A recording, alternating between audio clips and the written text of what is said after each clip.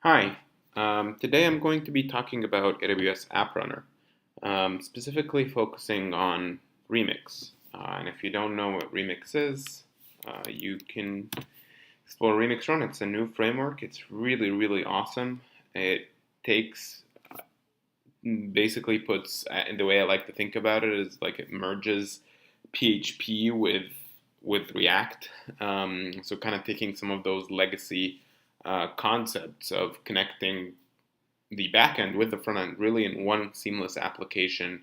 It is very, very smooth and it is really awesome and very fast. So I basically followed the tutorial for creating the Remix Jokes app.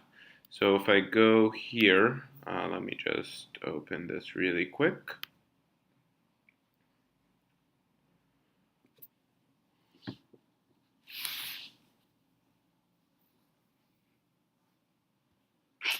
Yeah, so let me just Remix Jokes. Let me run npx. I deployed this yesterday on Lambda and did not upload that video. I'm sorry. I can redo that if there's some demand. But for this one, I'm going to be focusing on AppRunner. So just to show you what this application is, let me just run npx run dev. npm run dev. Cool. Application got built. Let me start it. So this is the application. It's called Remix Jokes. You can read all these jokes here. I can add my own. I can do here Omar. Actually, let me get a funny joke for you here. I think they had a link for some funny jokes. Prisma.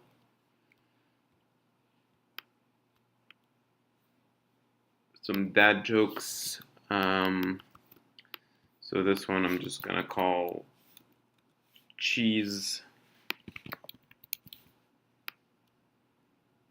It's awesome. I can delete it, and it got updated here, which is really, really cool to see.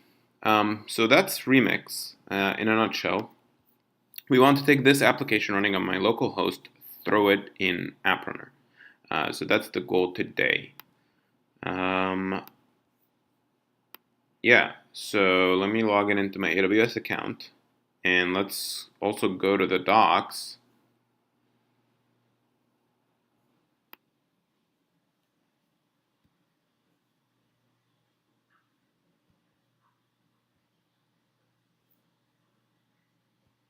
Let me go to the docs of AWS AppRunner.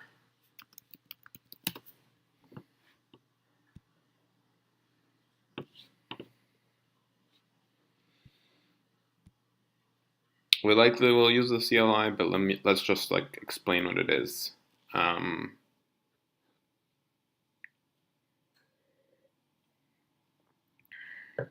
it says it's a fast, simple, cost-effective way to deploy from your source code or container code image to a scalable, secure AWS web application.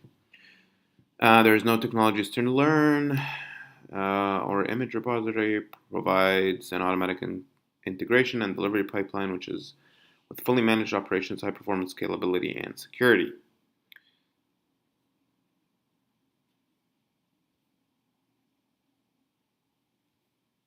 Yeah, I'd like to actually look at the pricing to just explain why this is a really awesome offering. So let's take a look at some examples. So this is the development test app.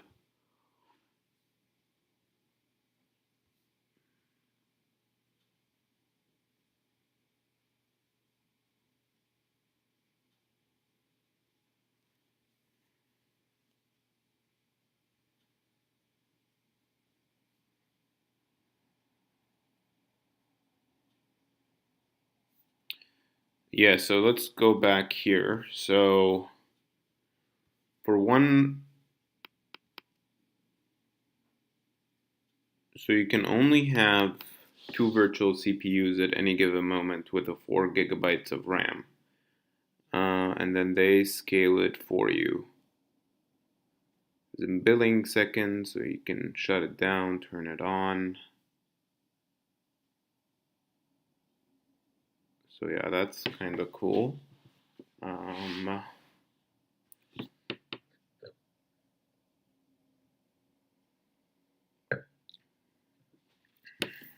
Let's see here. So then,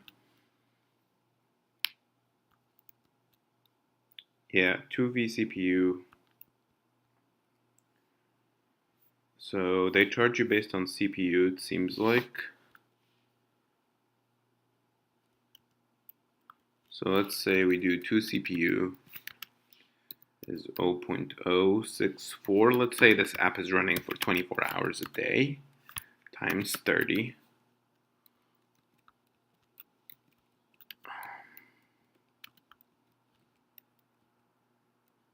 Yeah, let's just reduce it to 1, and then we can, so this is the minimal, 2 times 0.007 times 24 times 30.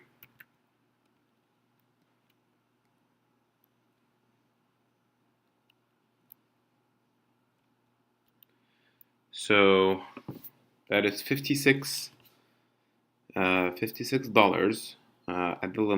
at the least, and then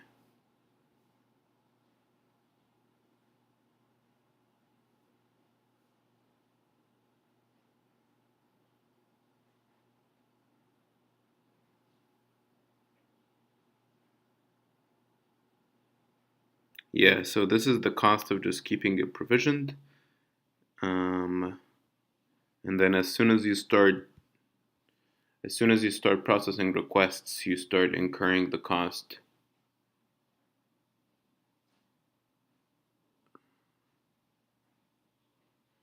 All containers processed rounded up to the nearest second.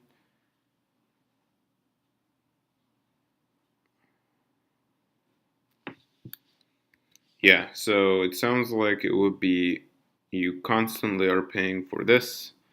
So at least you're paying this, and then depending on how many requests you get, you consume both memory and yeah. So let's take a look at another example. So this container instance uses a 1 vCPU and a 2 gigabyte memory concurrency. It has 80 requests per active container instance. The provisioned container minimum is 1. So this sees 80 requests per second for 8 hours a day. AppRunner scales the service to only 1 container to process incoming requests for 24 hours each day. Cool. So for compute costs per day, they pay 50 cents. So it's very, very cheap. That's 8 hours times 1 active. So 1 vCPU times the 6 cents. And yes, so at that point, okay. And then just in general, flat fee, you're also paying for the daily provisioned container instance fee. So that is interesting. It's not like the amount of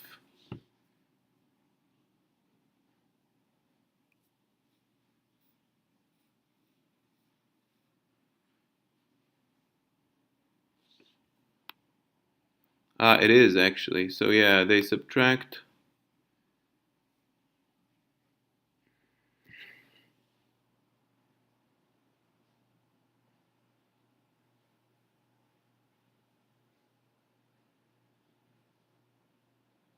Yeah, so they subtracted the cost of the 8 hours for processing the request.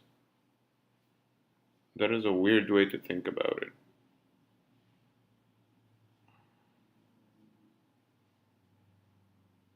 Yeah, because basically they're saying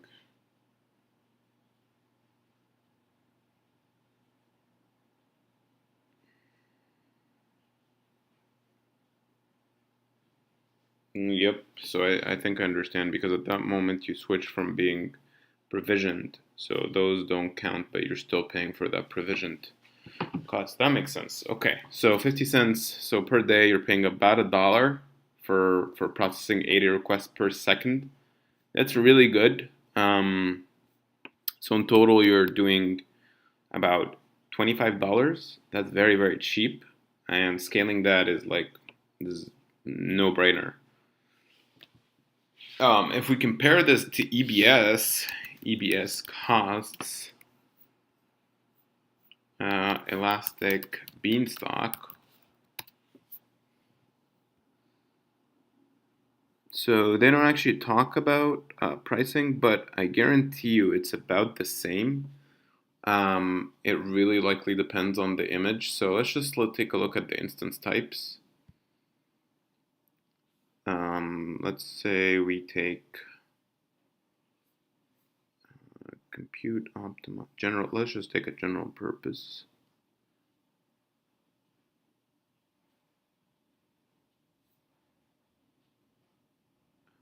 Yeah, let's take 2 CPU.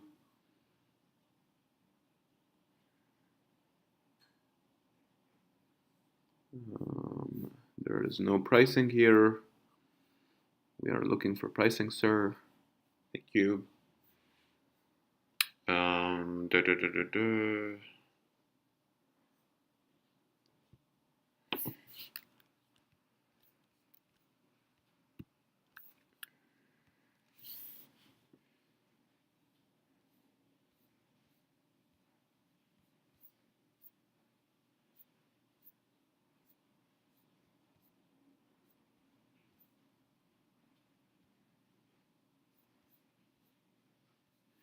Just for data transfer. So this is a cost that definitely you need to be concerned about. I'm not sure if they talked about this here. Let's see data transfer costs. Data transfer. As you can see, you're billed at standard data transfer costs. So I'm gonna exclude these just because they're gonna be actually the same. And I'm gonna look at this one. Just back to the table that they explained.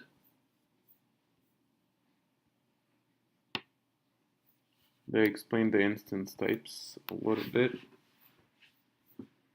So let's see.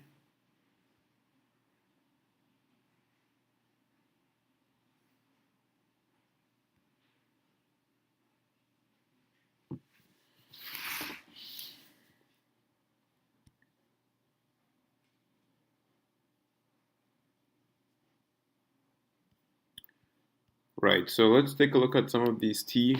So I know M5. So M5 X large got 2 CPU, 8 gigs of memory is about this. So let's see what is this times 24 hours times 30 days. Let's just do this. It's about $69. That's just for one host, which frankly the problem would be that you would need to have some redundancy. So you would need to pay a little bit more to have that redundancy.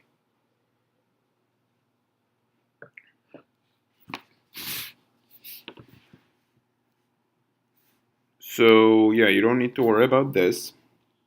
But even if you go with a T4, let's say something like this.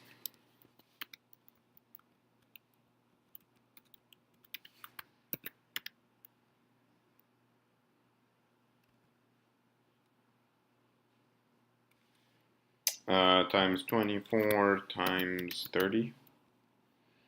So that is pretty cheap because that's charged per hour. So that is awesome, and you can save some costs. So that I think is pretty cheap. Even if you go to the one above it, which I think would be basically the double, it would still be times 2, just $24. So it's very, very cheap. But you still have to worry about um, it going down and then Elastic Beanstalk scaling it. I wonder if there's some documentation about ElasticBeanstalk versus AppRunner.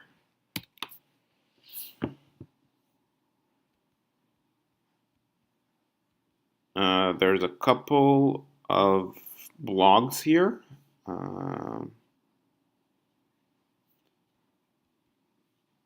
And I love this website, by the way. So let's see. So Cloud Guru, of course, they're very famous in the cloud. AppRunner exists as a web application, either from source. Okay, how does AppRunner work? Behind the scenes, the core of AppRunner that it builds an Amazon ECS cluster and uses Fargate to execute your containers. While that's not revolutionary anyway, who's tinkered with ECS will appreciate the ability to avoid it, skipping all the extra config. Just run this thing. So that is awesome. How does AppRunner compare to other services?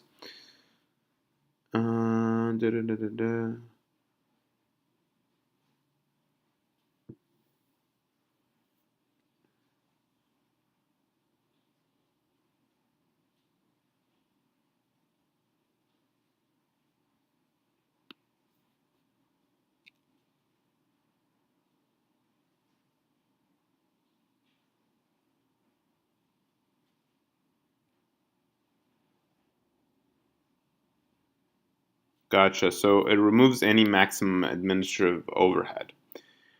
Simplify ECS deployments. The lack of scaling left something yet desired.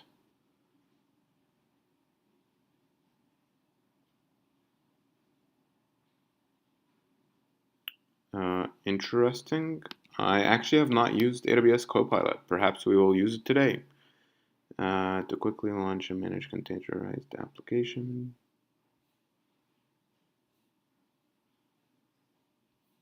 That's very sweet.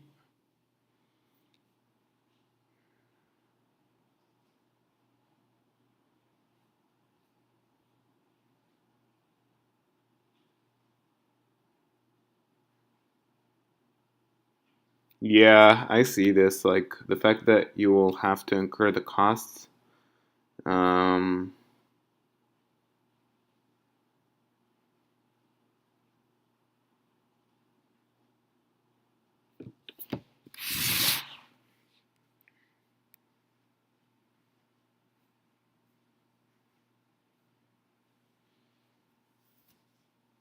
It's 8 o'clock.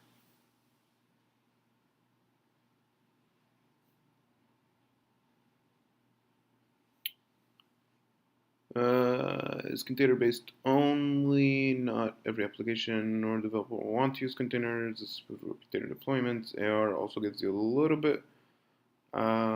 It gives you very little control over resources. Yeah, so you don't have control, but this is actually something that I think for my application is very nice.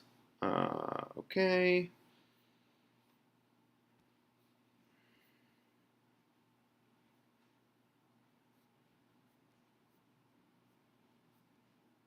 Cool.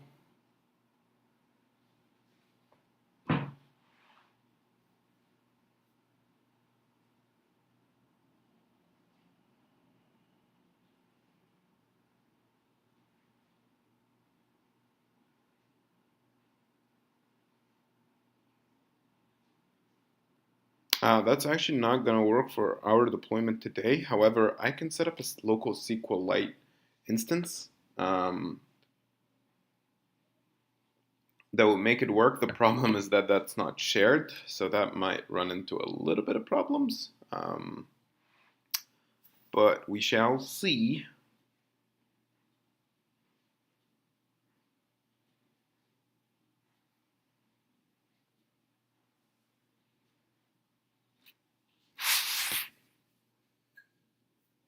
Cool. So let's just take a look at some of these.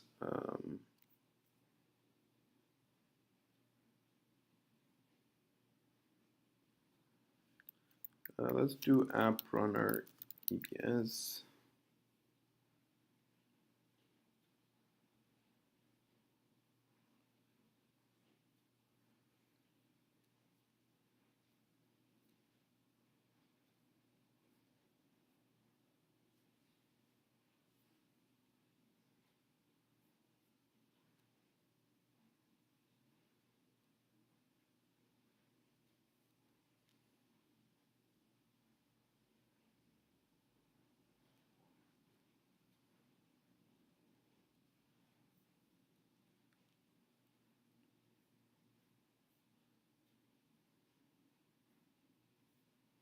I've never heard of this. There is just so many things that AWS releases that it is actually wild.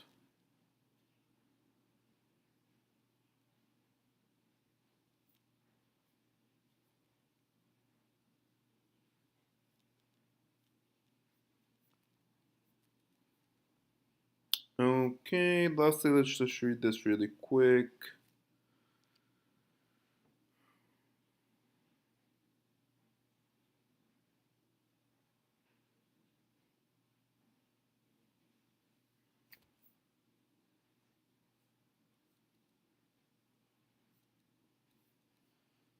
Cool, let's basically just dive right in because I think I'm just so excited right now to just test this out.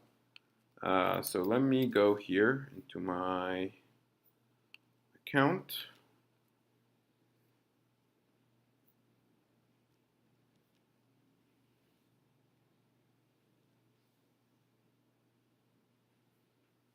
Let me go into AppRunner.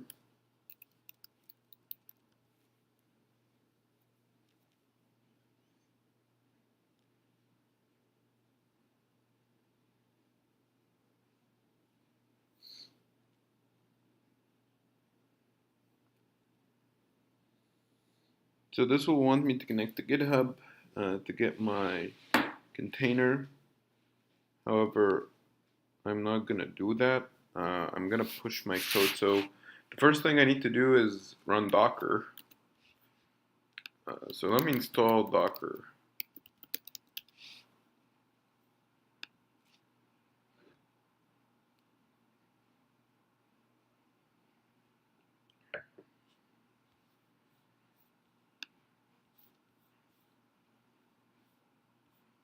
That is the first step. Let's get Docker in Ubuntu.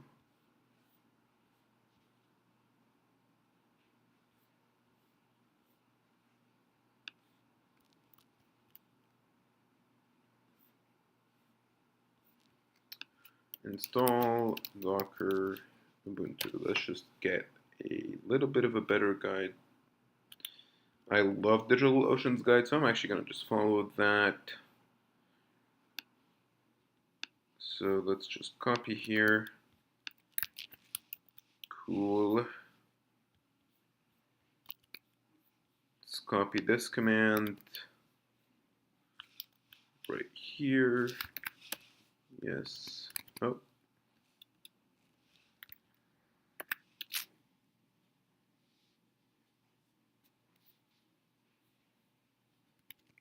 Cool. Let's add this stuff.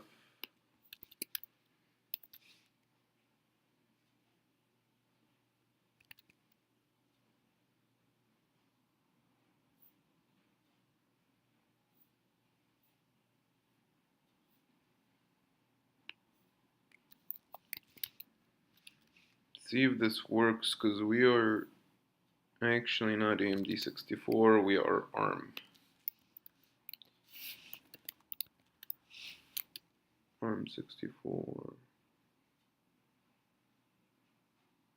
Yep, so I think we need to change this.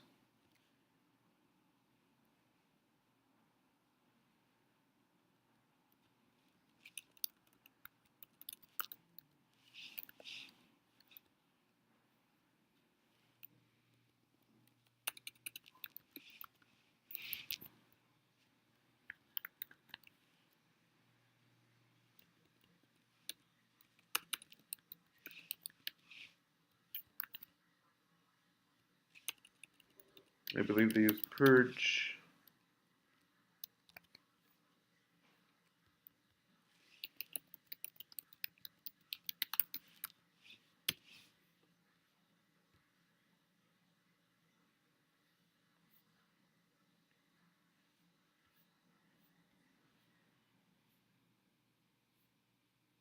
Nice.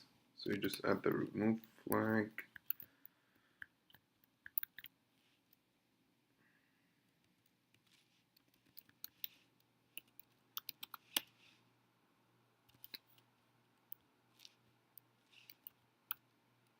So for Ubuntu, I want to check the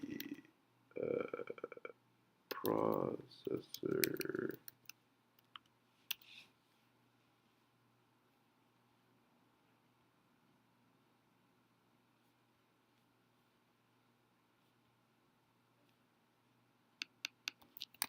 Let's see.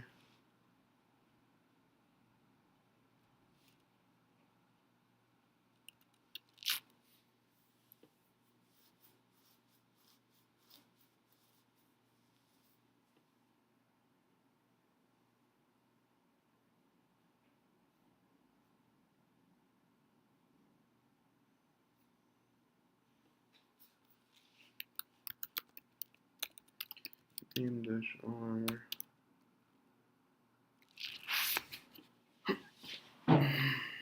All right, let me just recall if I am running on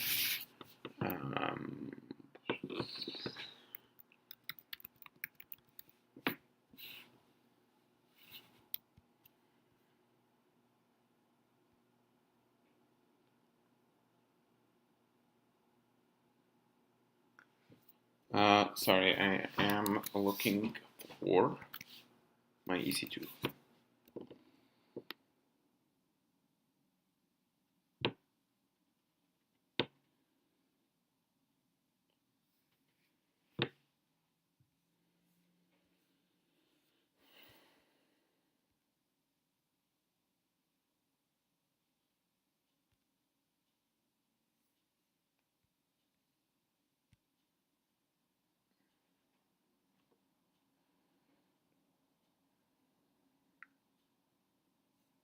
Cool. So this is a T2 medium AMD 64. It is an AMD 64, nice. So let's just continue from here.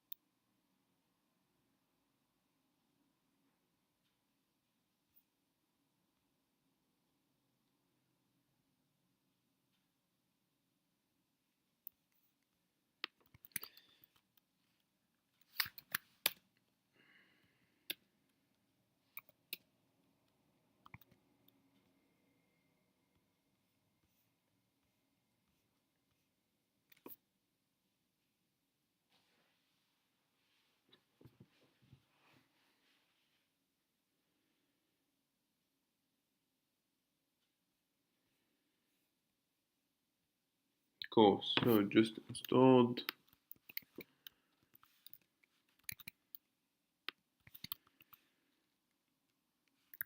Cool, it's running.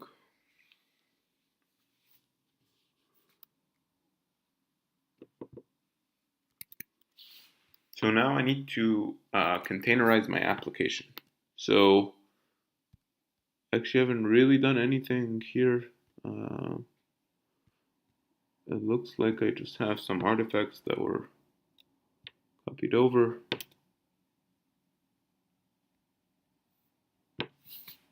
So I need to just remove that.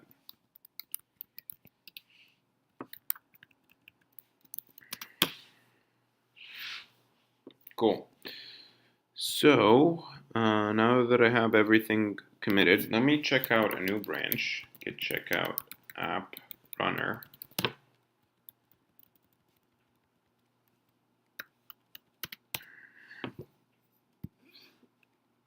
And then let's see how we containerize this application.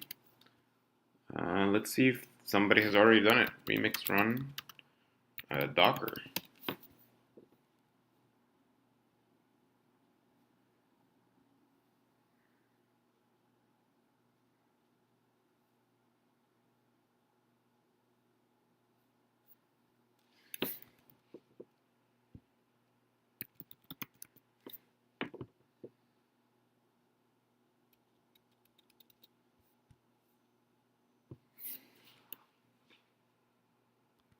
Cool, it doesn't really seem like that, so we're just gonna follow Docker for Express node.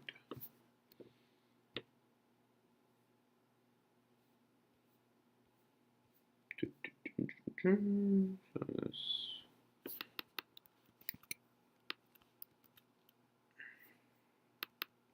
we're going to start with the Docker file.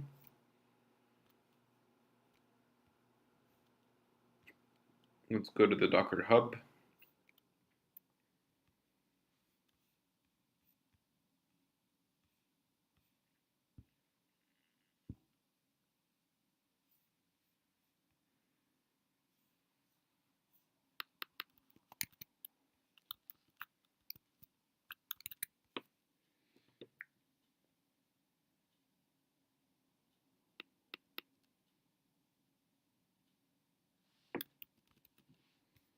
This will be the user. Okay, so let me copy this, create the app working directory. So I'm not too sure about the location. User source app.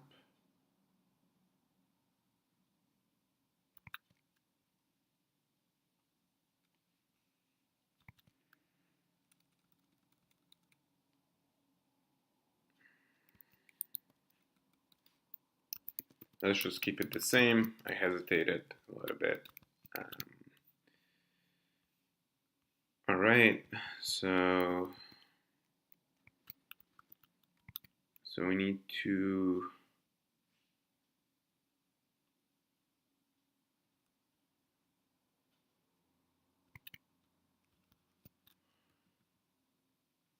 so copy the Node.js package, copy package JSON, run npm install. Cool, so we're inside the user source app. It's interesting.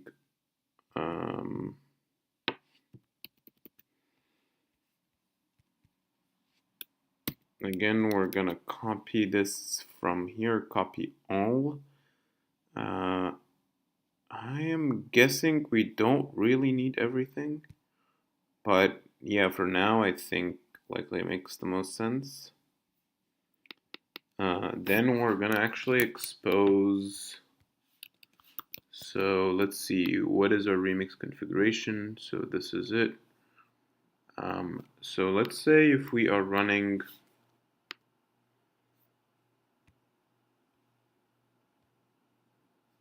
cool, that needs to reload, so I'm not gonna actually worry about that for now.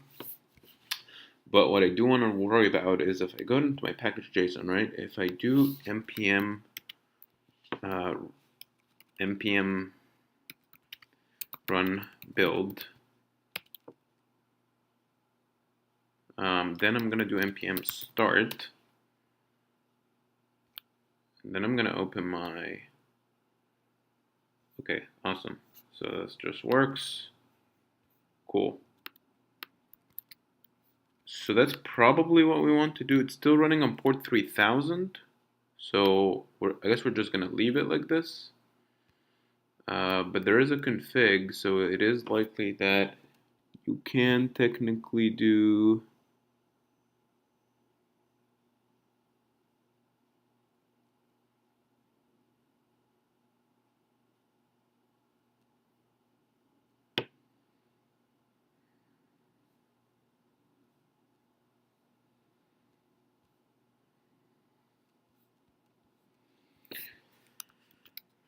port other than the dev server. Yeah, I don't think you can really configure it, which I find a little bit weird, but that's okay. So yeah, let's just export port 3000. That's really the port that we're running on. And then we're gonna run a command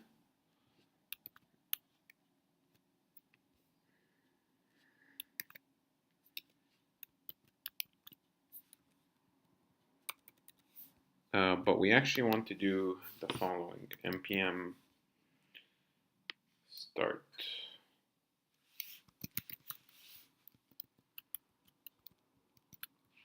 We're gonna need to test this. I do think there's a couple of things that are missing here.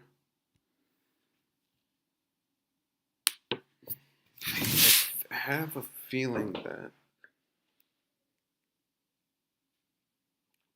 you can do a lot better here. So instead of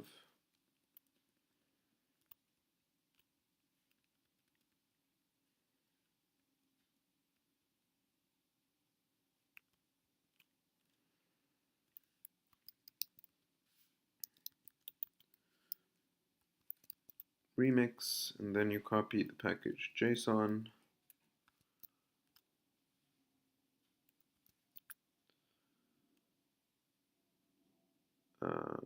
There was a couple of other things that you want to copy probably. So let's copy them. Let's copy the Prisma directory. Prisma.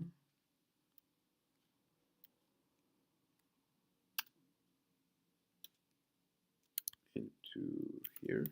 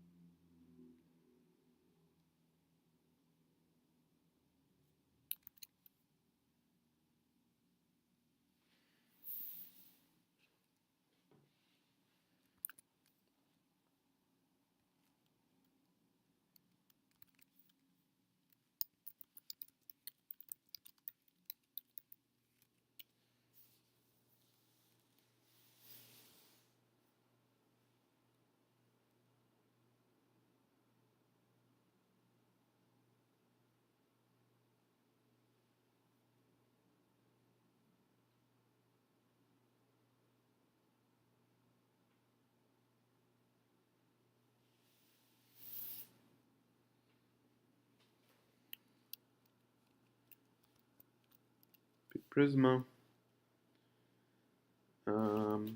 Copy public.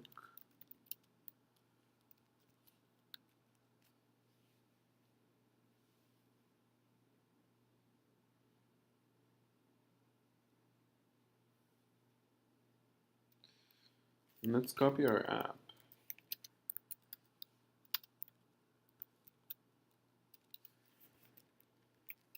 Install the application. Run npm build. Run npx prisma generate.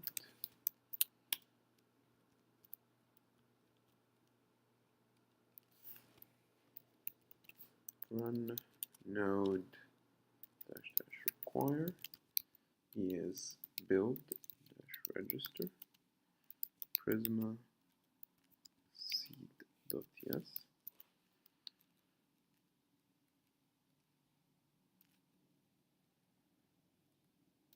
And then expose the port 3000 and start the application. Okay, so let's test this. The way you test it is the following. Let's create a docker ignore.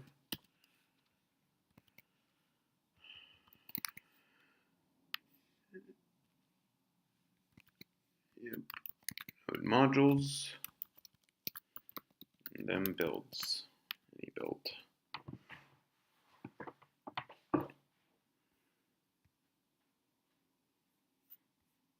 All right, let's run it. npm. Let's do docker build.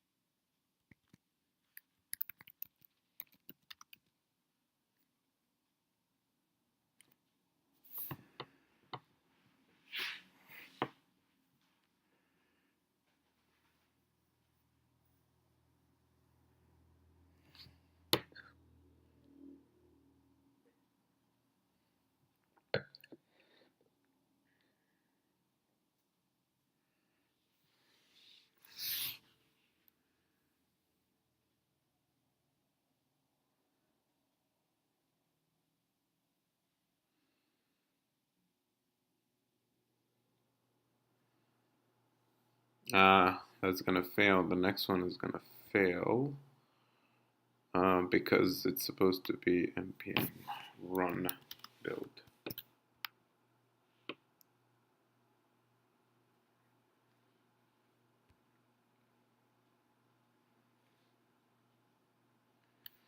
Yep, npx prisma generate.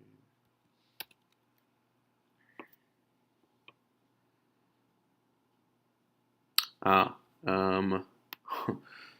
yeah.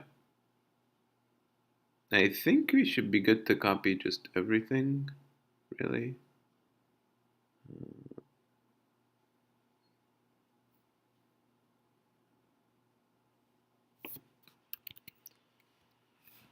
Docker env variables.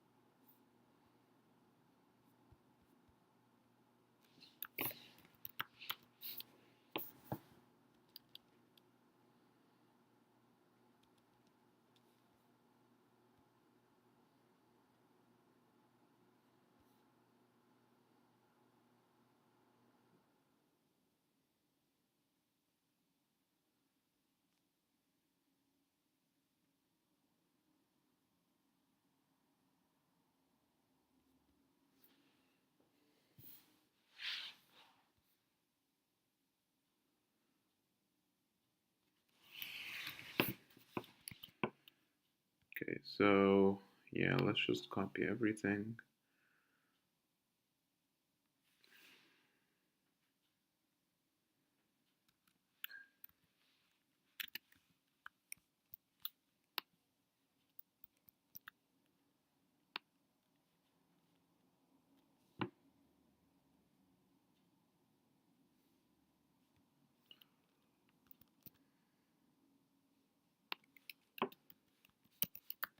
Cache.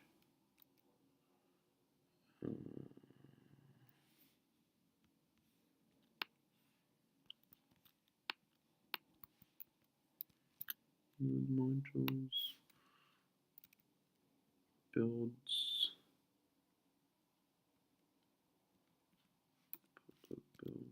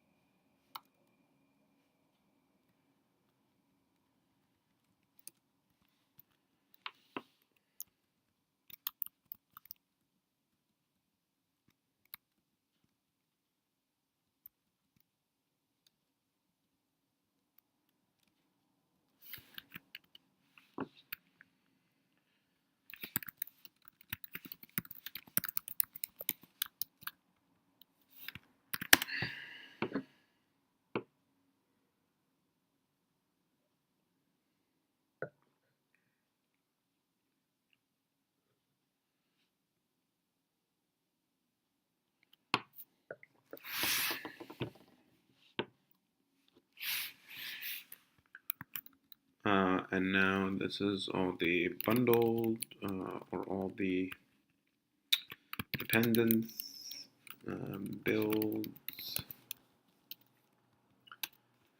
local files. Perfect. Cool. So yeah, now that we have that, let's try this one more time.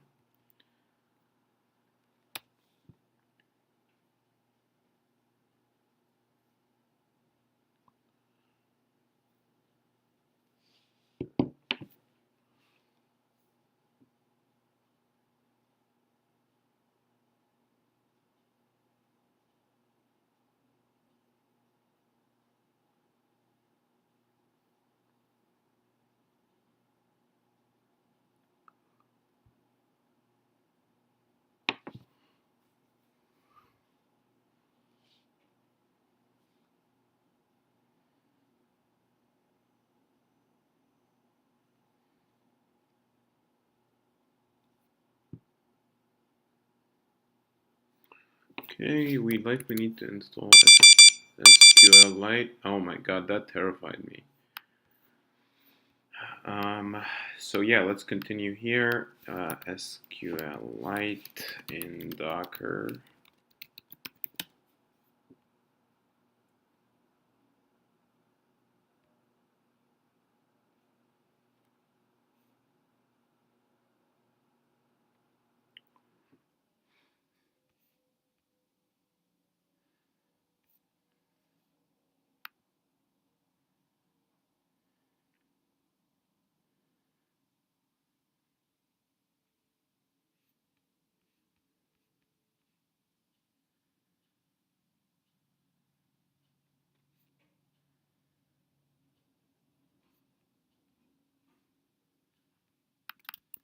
Let's see if there's a better one.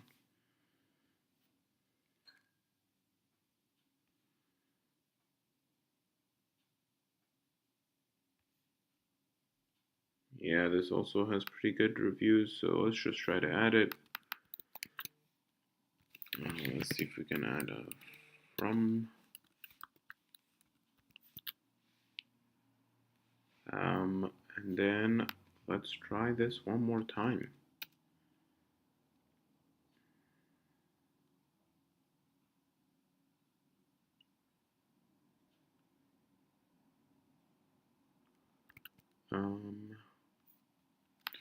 Can we not have Docker from multiple images?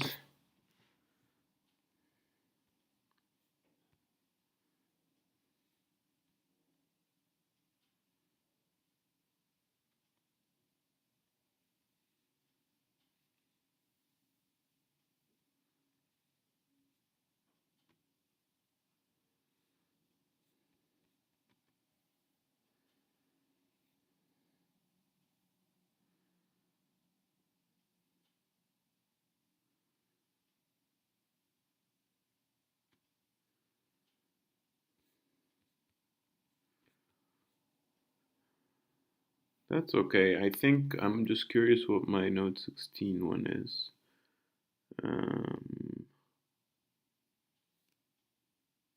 It uses Alpine. So what is Linux Docker Alpine?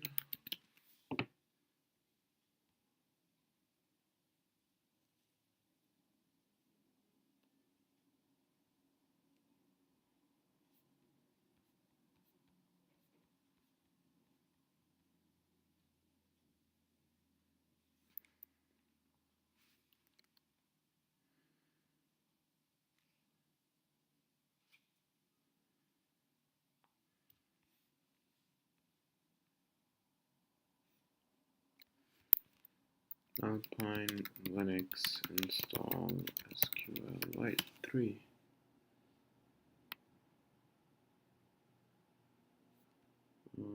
How to install?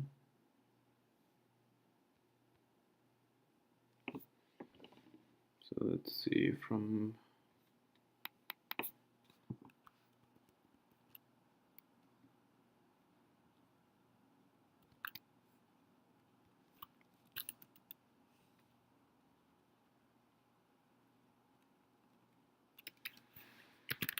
install SQLite 3.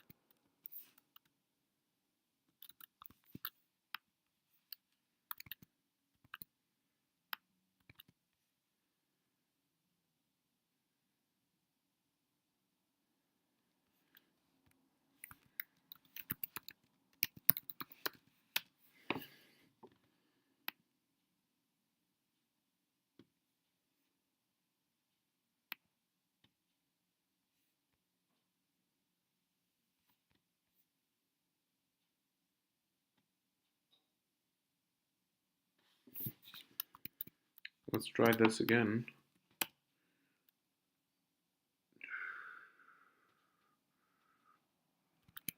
APK command not find.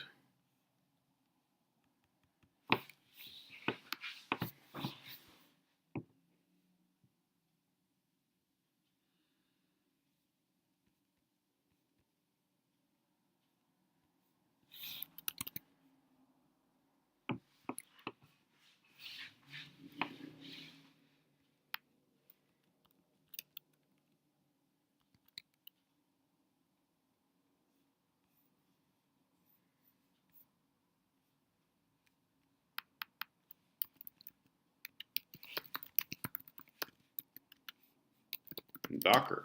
Let's see.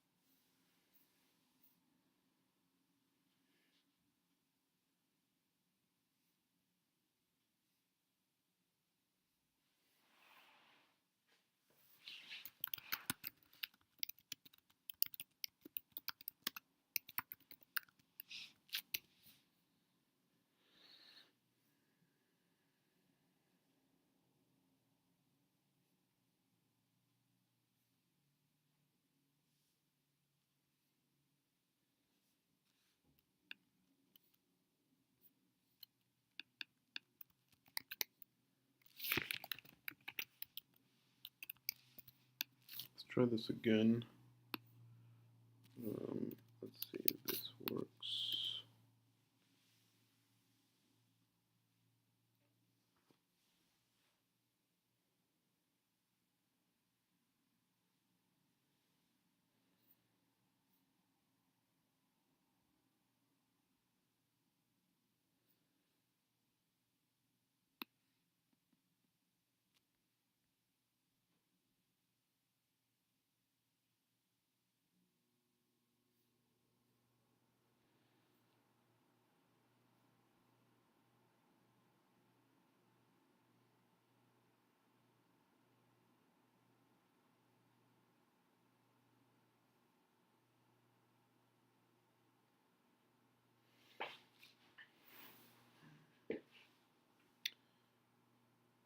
Oh,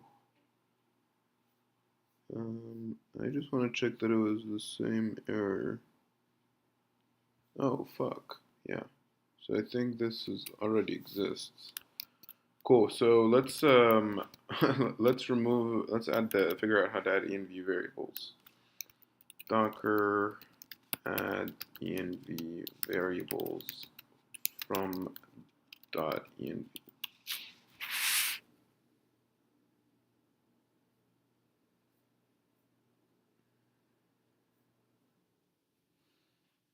So let's read. We were just reading this. Don't make sure the basics of Docker. Okay. The run is only user in period process.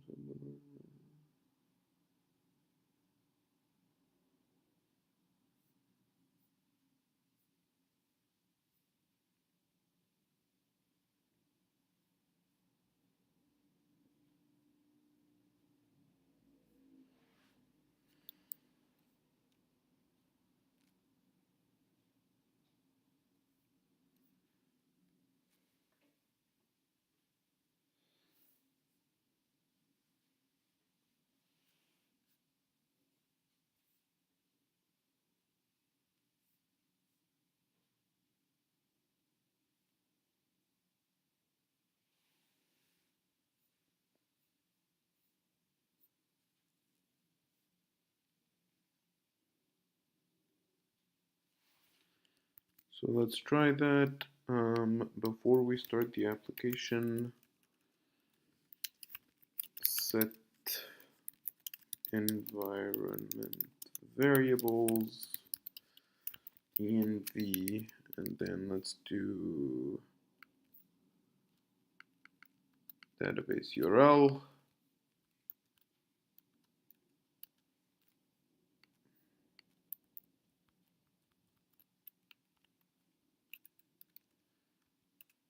Since we're running locally,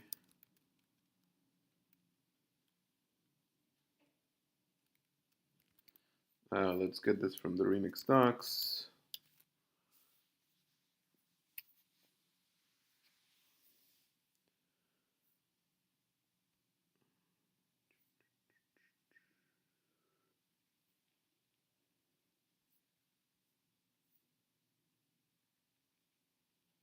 So setting up Prisma, all the good stuff. But before that, we see that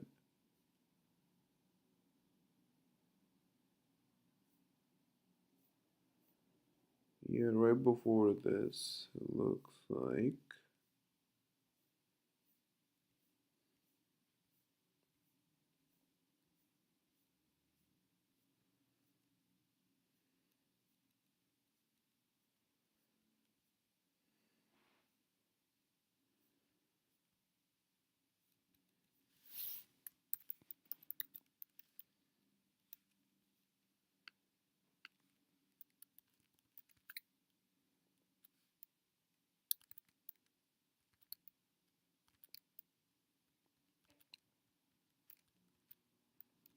dev dot. All right, let's try this. So env variable dollar database URL env secret session secret.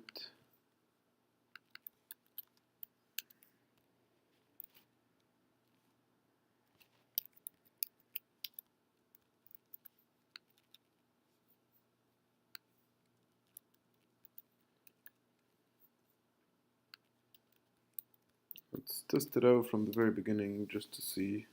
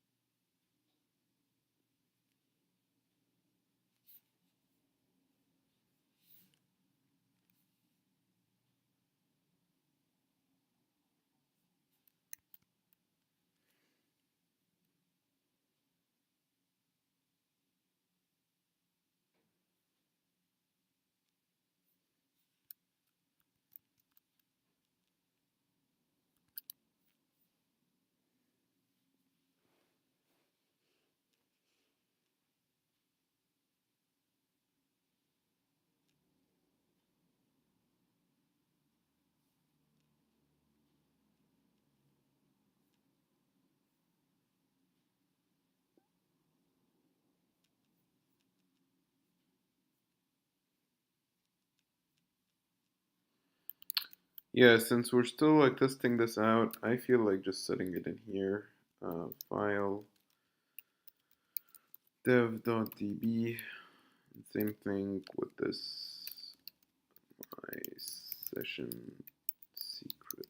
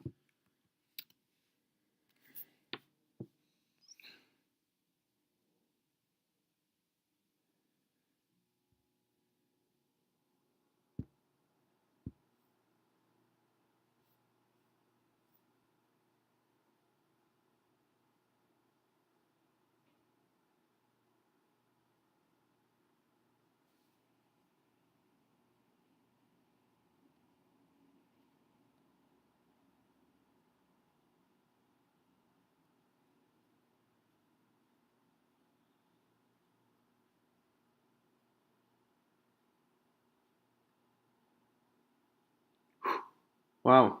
Okay, that's awesome. Very cool. Very, very cool. Okay, so we've built the application. It seems like we have SQLite running, so that's awesome. And now, after that, just going back to my Node.js here, Node Docker.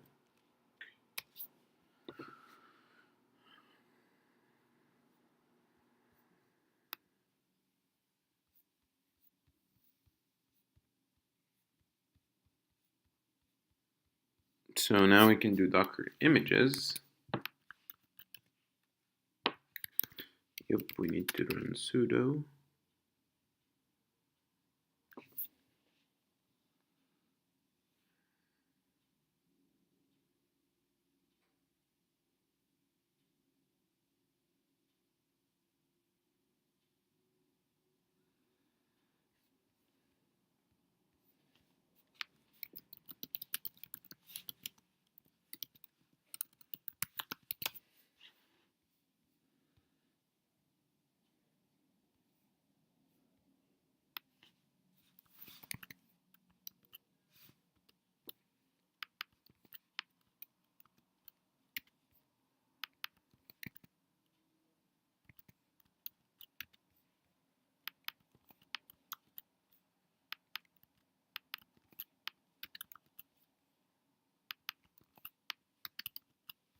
Cool.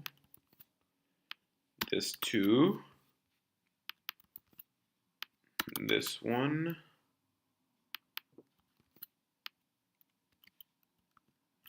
I think this one already added. And finally this one. 25 minutes later, we have a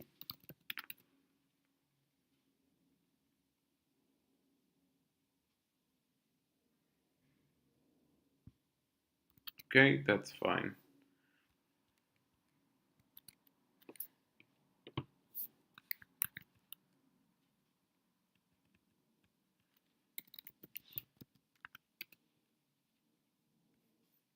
We can just run another build just to be safe, but I'm fairly confident that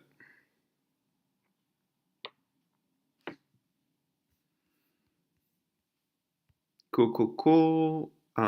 So yeah, so then the final thing is,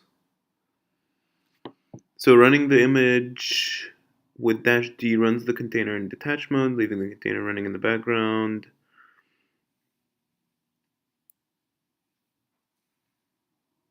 It's the container ID, logs for a container ID. So yeah, let's do that.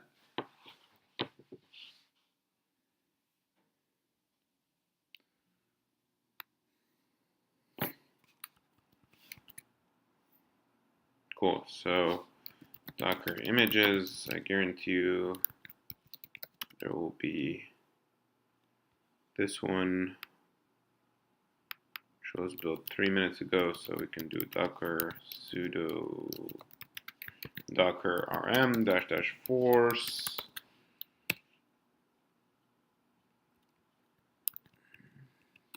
and sudo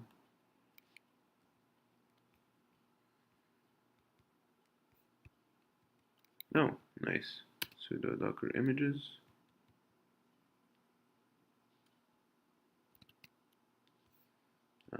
Docker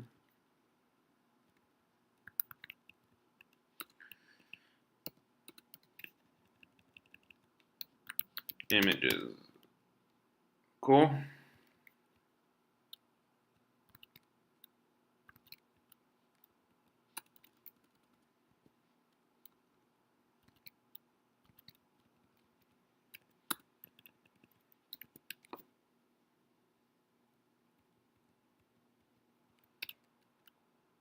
Cool. So now we can basically run our application from here.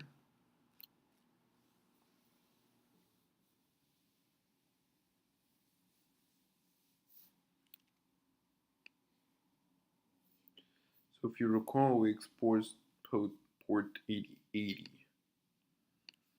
So we're going to expose port 3000.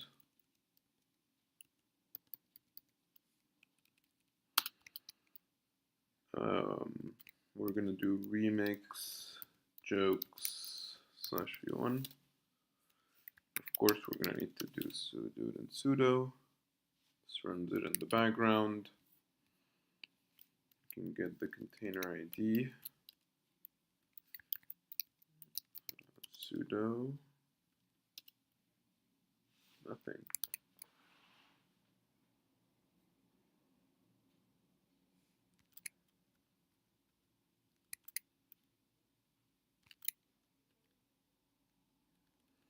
Yeah, so that's not running in detached mode. Session secret must be set. So when we run it back here, let's see, docker env variables. So this was a good guide.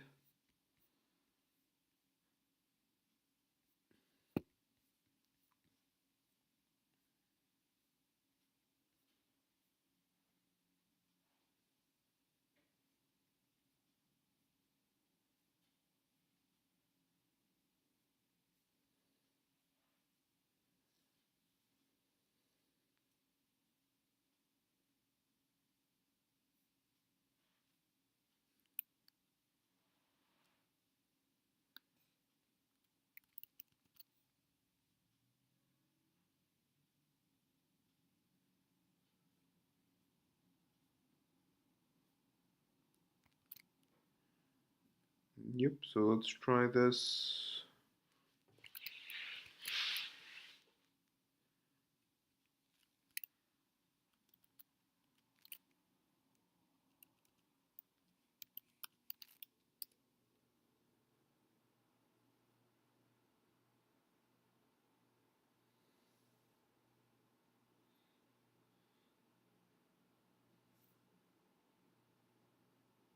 So the application crashed, so let's try it again one more time.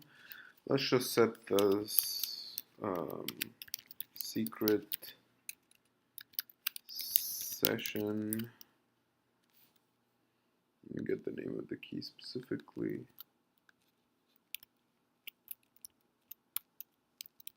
And we can just set it right here.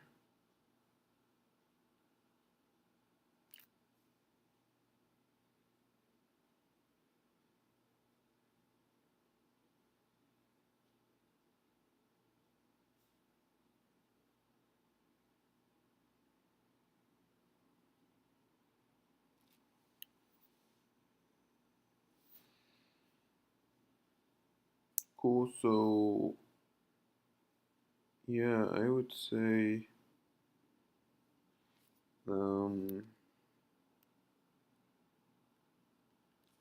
let's remove this. Let's do a Docker build again.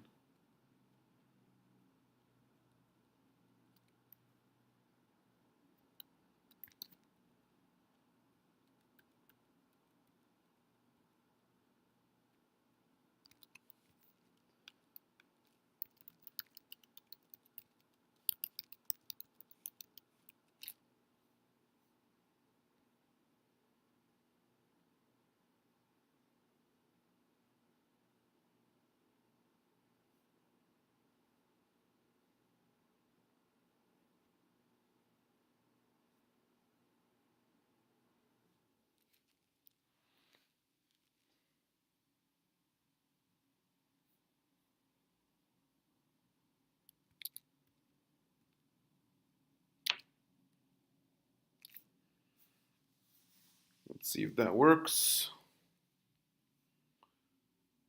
Just back here. Seems like the arg values will not be available, so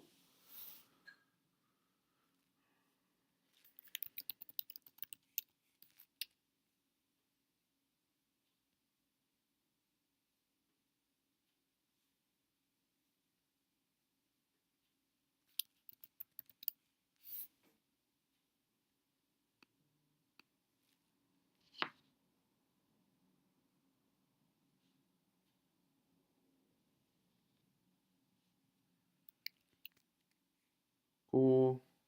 So now let's run it. It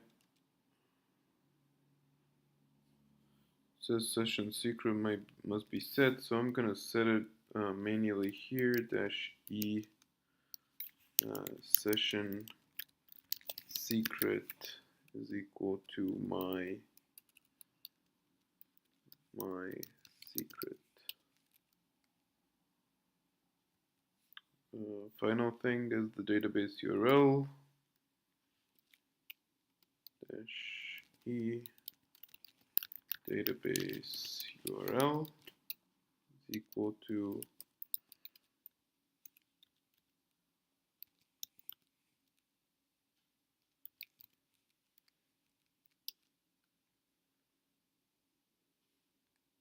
very awesome. So now it's actually running. So that is huge. Now let's see if this actually works.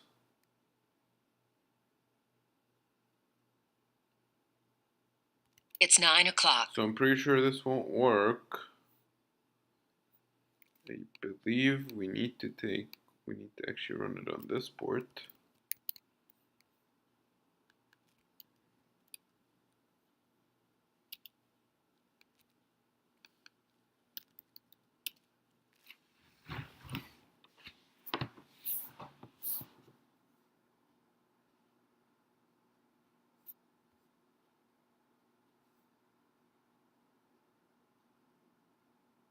Yep, I'm not sure why it's not. Let me see. Let me open here curl local http local host :3000.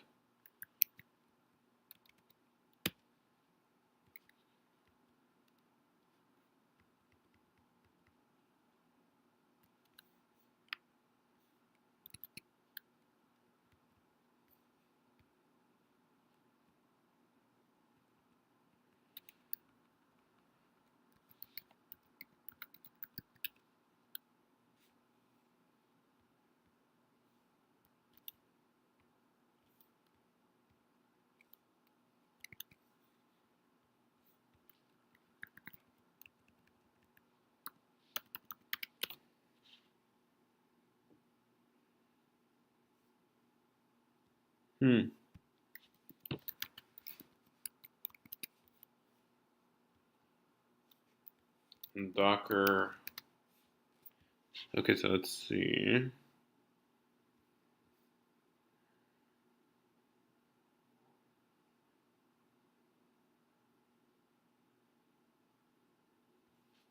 Yeah, so let's take a look here.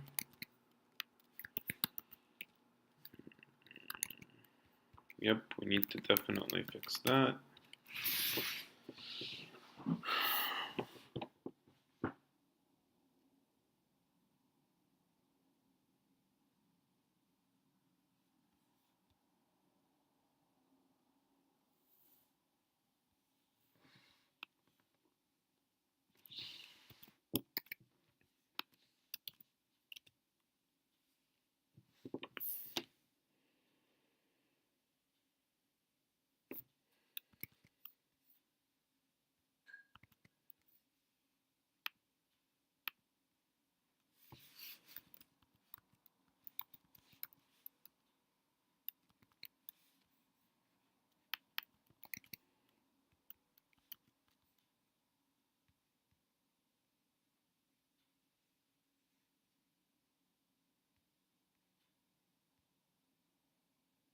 Very awesome. Super fast. It's amazing. It didn't hit the error boundary, which is a little bit weird. If I tried to add 1, 2, 3 here, this should likely fail. This joke is too short. Okay, that's fair. This will crash on me. Something unexpected happened.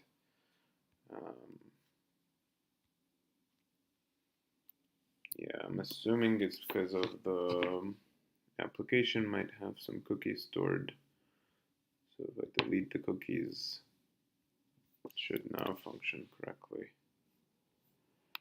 I tried to add, yep. Now I can register Twix rocks. Very cool. Latency is insane, so that's very awesome. The one thing that I am slightly confused about is that we redirected. Can we do the following? Is it possible?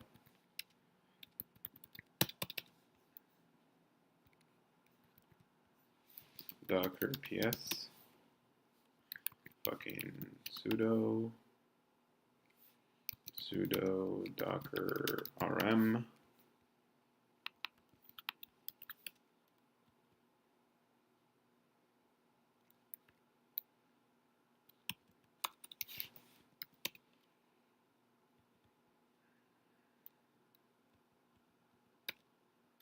cool. So then the Docker container is stopped. So now I just want to do something.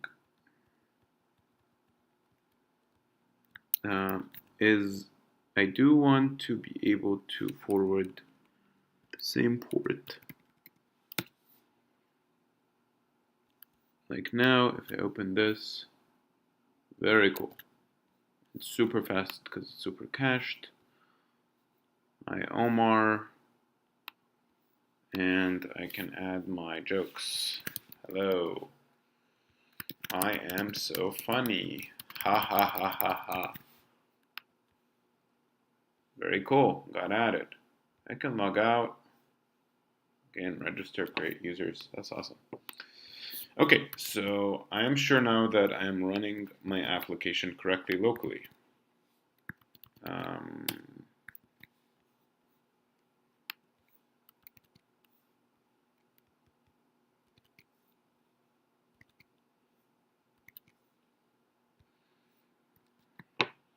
So that's good. I still haven't figured out the env variables thing. So we need to understand the Docker build time env variables. So let's see hard coding option 2 and our mission arc versus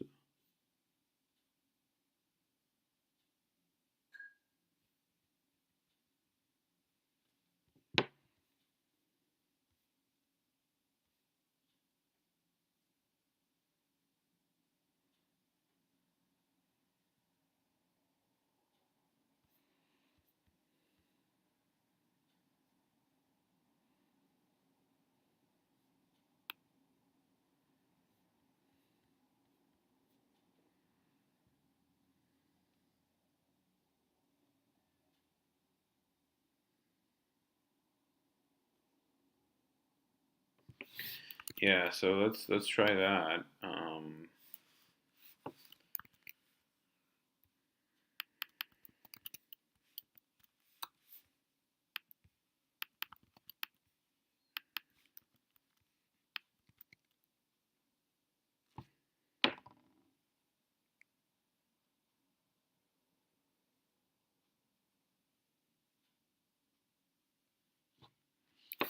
There was a really good explanation here because I can't commit this.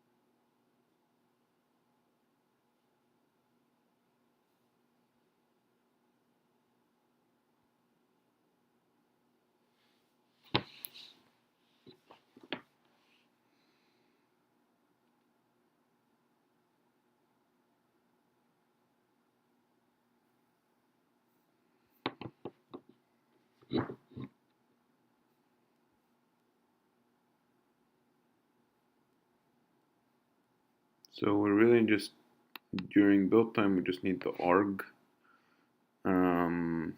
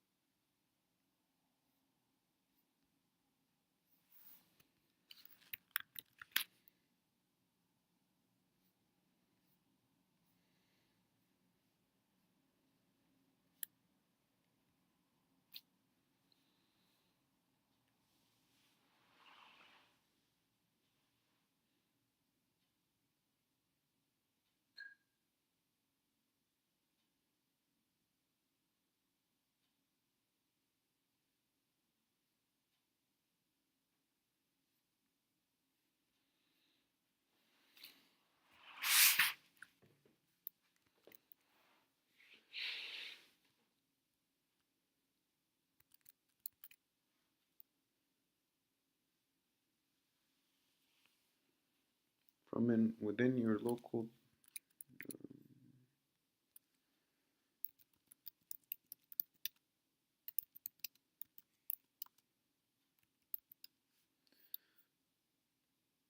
I'm actually gonna look at some of my old code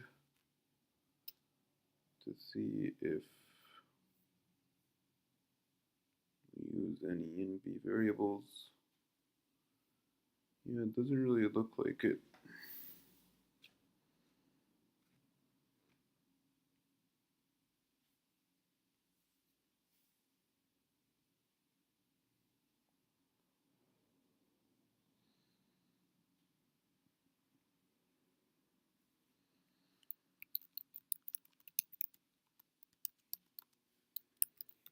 And I think this is probably one of the most Google things.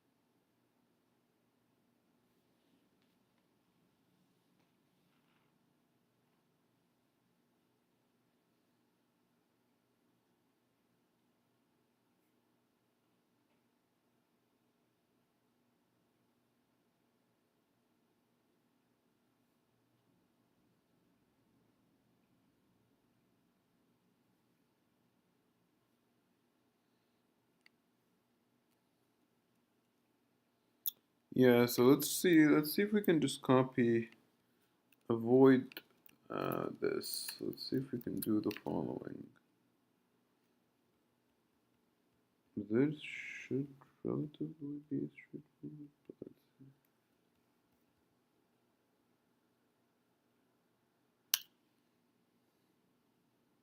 Yeah.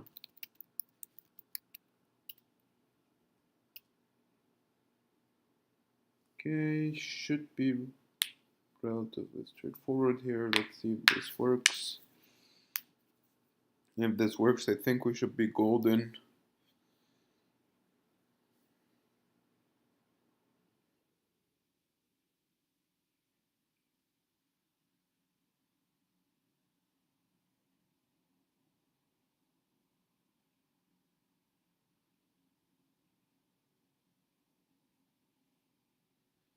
It's really awesome to see here. Very cool.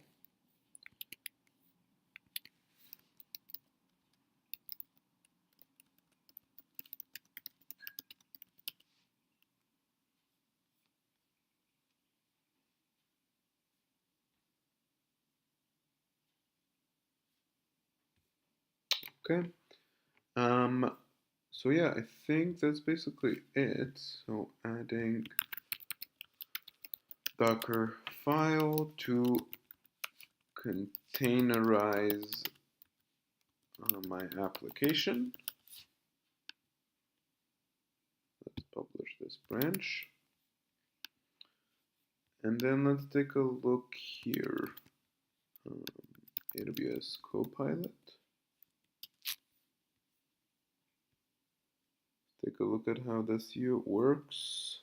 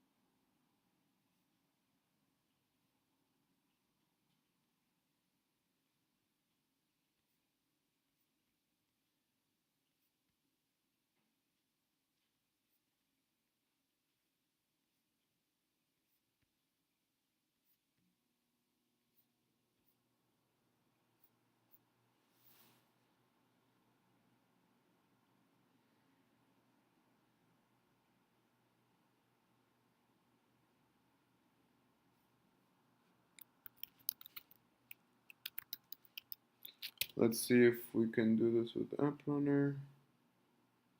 Very cool.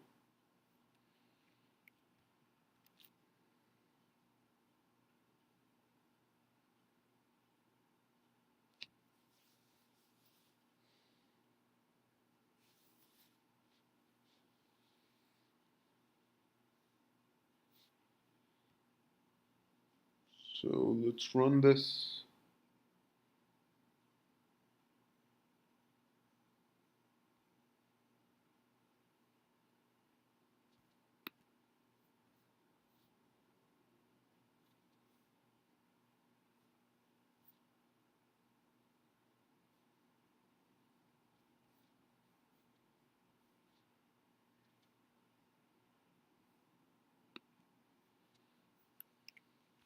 Pretty sure it's an ARM system, but could be wrong.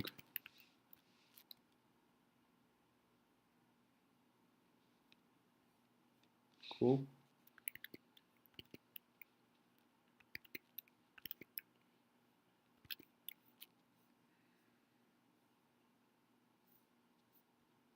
I'm good on verification here. Next step.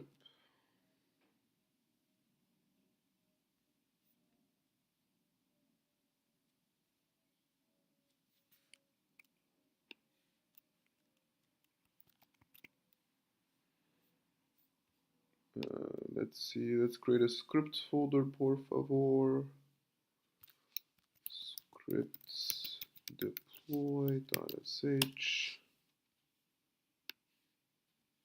Send this here. So, which copilot? Okay, so we're gonna run a copilot init dash dash app initialize, and that's just gonna be remix jokes. Gonna add a line here.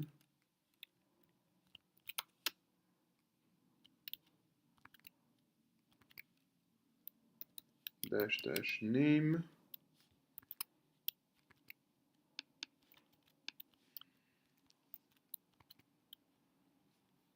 I'm gonna execute this command.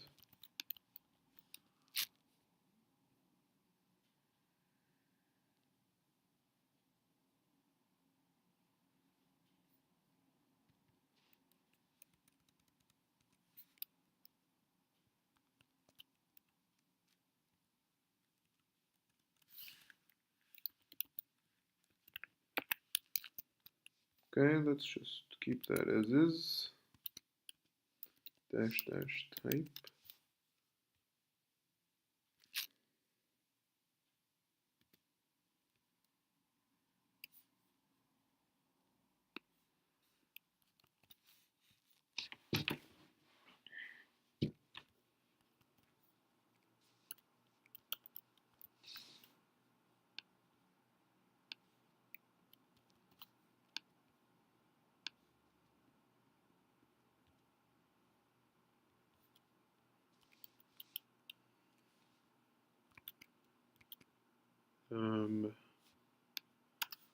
Let's see, request driven web service.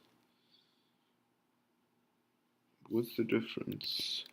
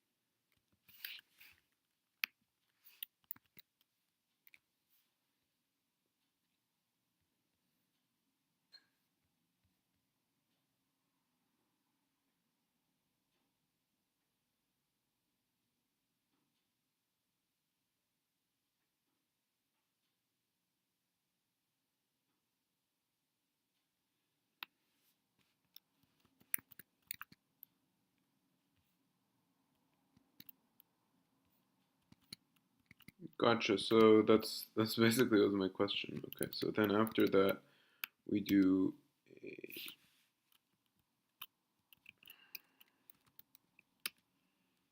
you'll want to do the following Docker file. It is weird that it wouldn't just pick up from where I'm currently at. Docker file. That should definitely be a default.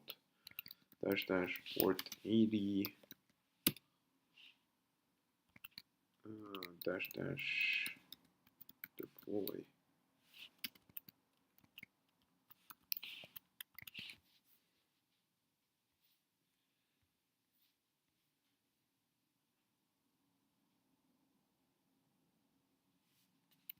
Is this it? Like, can I just run the following? If I chmod plus x the deploy the scripts deploy.sh.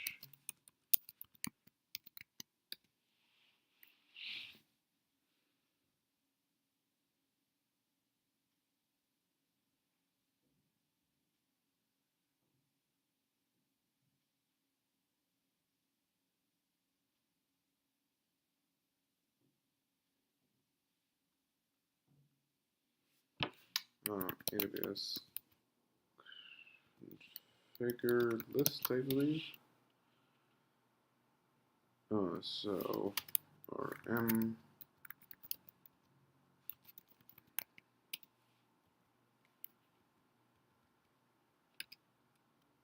yep. So let's now retry.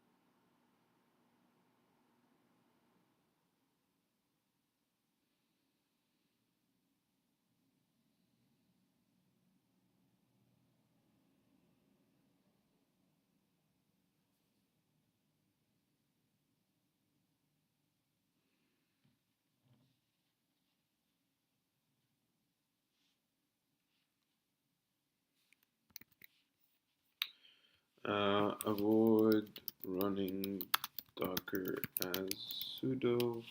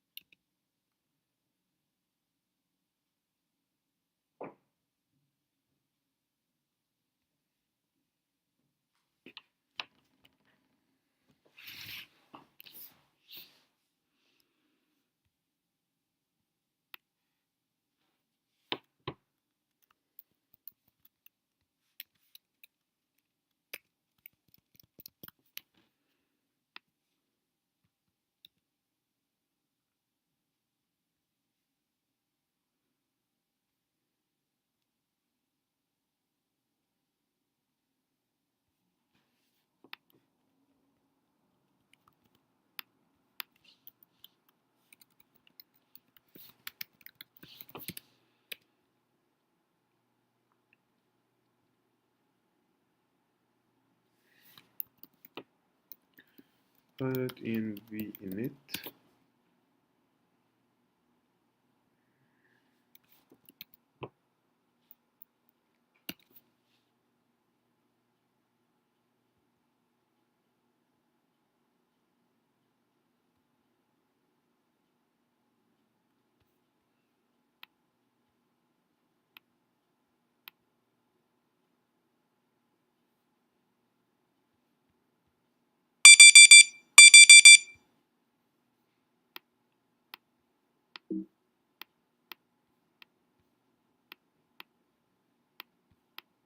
Okay, so yeah, I think we need to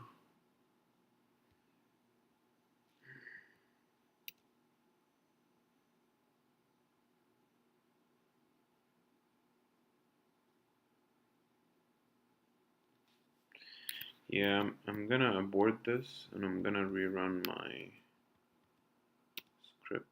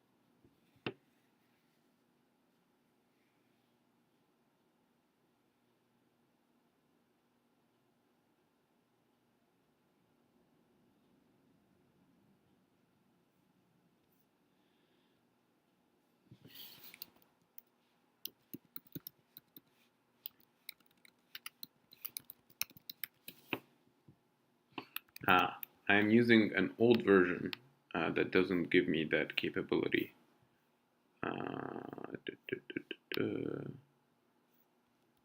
Yeah, so I think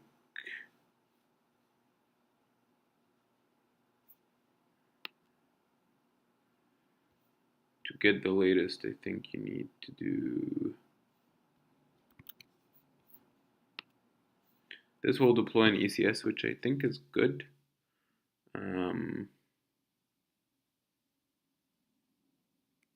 Yeah, I think that's good. But I do want to download the latest, so just going back to how AWS get started, let's go back here.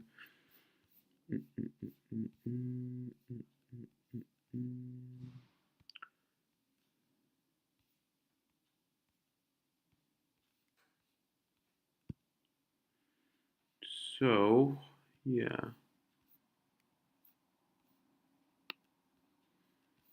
Let's just see. Releases.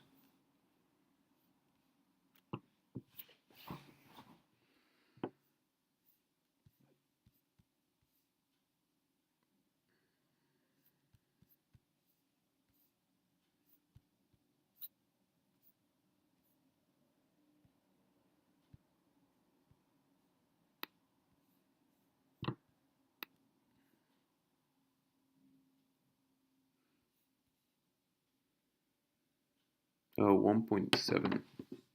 Interesting. So we're definitely ahead of that.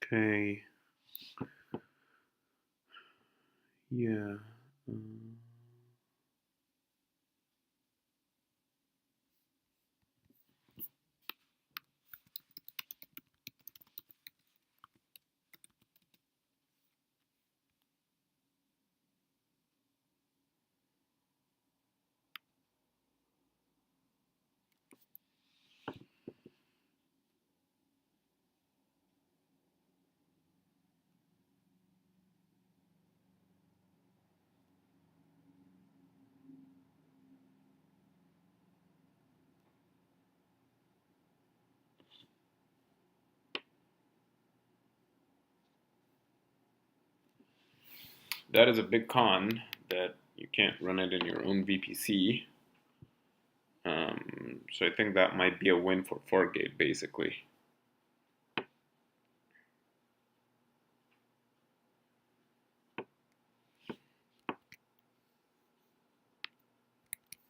While we're waiting, let's just do AWS Fargate pricing. Let's take a look at that.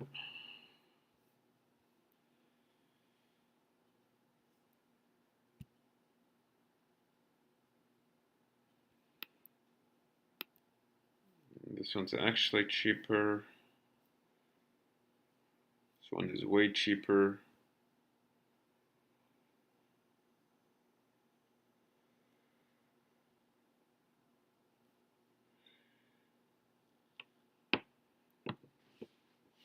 Technically, I'm not running that much storage on there, so I don't anticipate us needing that much data. So let's see. Let's say 4.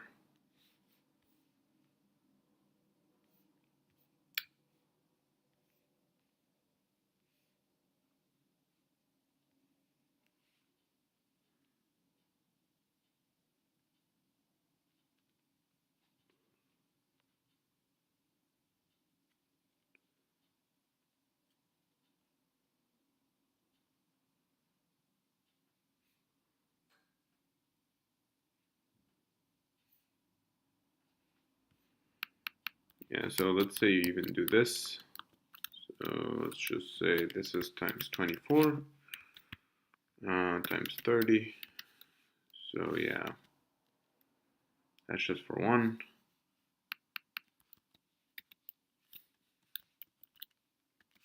It's 24 times 30.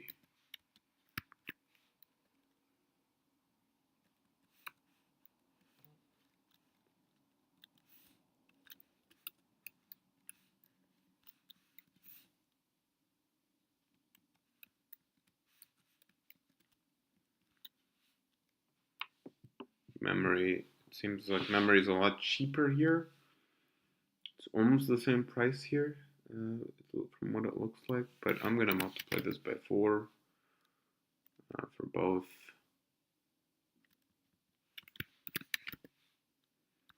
So it's gonna be around 100. So yeah, that's just something to think about how Fargate can handle this.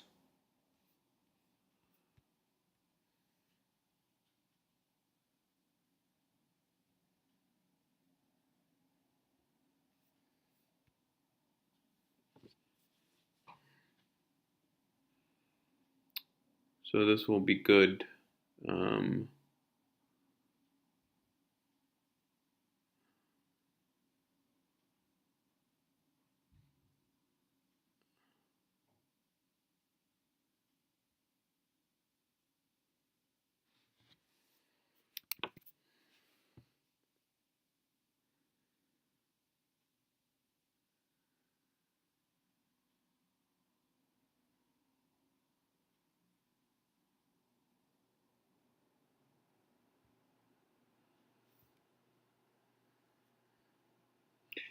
So I guess the question here is between ElasticBeanstalk versus um, Fargate, really.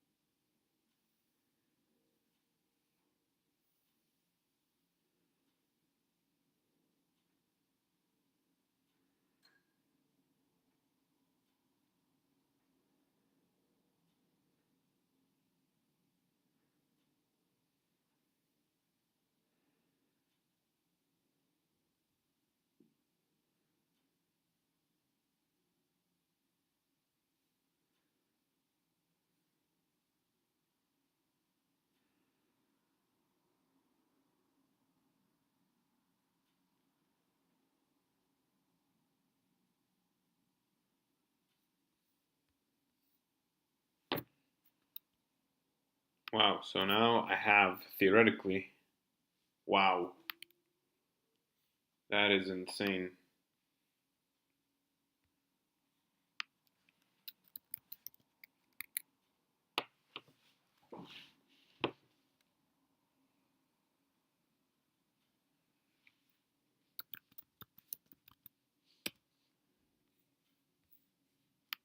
That is insane performance.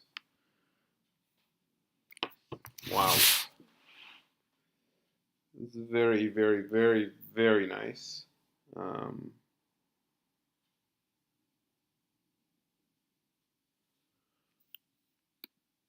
so yeah, that was beautiful setup.